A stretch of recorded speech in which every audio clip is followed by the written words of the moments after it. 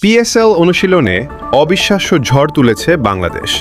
বিশ্বসেরা বাবর আজমকেও কাবু করলেন নাহিদ রানা, আর শরীফুলের বোলিংয়ে স্রেফ দিশেহারা মোহাম্মদ হারিস। পাকিস্তানের মাটিতে ৩ টাইগার তারকার এই ভয়ঙ্কর রূপ এ কি কেবল শুরু? করাচিতে পেশোয়ার জালমির ডেরায় শুরু থেকেই টানটান উত্তেজনা, আর এই উত্তেজনার মধ্যমণি আমাদের তরুণ পেসার নাহিদ রানা। বাংলার এই গতি দানবের সামনে দাঁড়াতে রীতিমতো হিমশিম খেতে হয়েছে বাবর আজমকে। রানার প্রতিটি বল ছিল এক একটি আগুনের গোলা। বাবর আজম সেখানে বাউন্ডারি মারা তো দূরে থাক, নিজের স্ট্যাম্প বাঁচাতেই হিমশিম খাচ্ছিলেন। তবে শুধু গতি নয়, রানা শেখার ক্ষুধাটাও আকাশচুম্বী। তাই তো পাকিস্তানের কিংবদন্তি মোহাম্মদ আমিরের কাছ থেকে যেন হাতে কলমে দীক্ষা নিচ্ছেন তিনি। বিপিএলে আমির যখন আসতেন, দেশি বোলাররা তাকে ঘিরে ধরতেন। এবার পিসিএলে গিয়েও রানা সেই দারুণ সুযোগ হাতছাড়া করলেন না।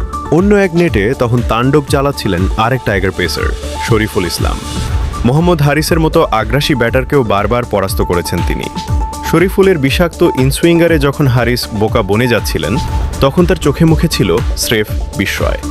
আর সতীর্থের এমন দাপট দেখে পাশেই দাঁড়িয়ে থাকা নাহিদ রানার মুখে ফুটে ওঠে তৃপ্তির হাসি। এই দুই গতি তারকার মাঝেই আছেন এক ব্যাটিং প্রতিভা তানজিদ তামিম। অভিজ্ঞ কোচ মিসবাহুল হকের ক্লাসে নিজেকে ঝালিয়ে নিচ্ছেন তিনি। ঘন্টার পর ঘন্টা দীর্ঘ সেশনে নিজের শটগুলো যেন নিখুঁত করতে মরিয়া তামিম। এবার অনুশীলনের সেই ঝড়, মাঠের খেলায় প্রমাণের পালা। আগামী শনিবার পিএসএলের হাই ভোল্টেজ ম্যাচে মুখোমুখি হচ্ছে পেশোয়ার জালমি আর রাওয়ালপিন্ডি।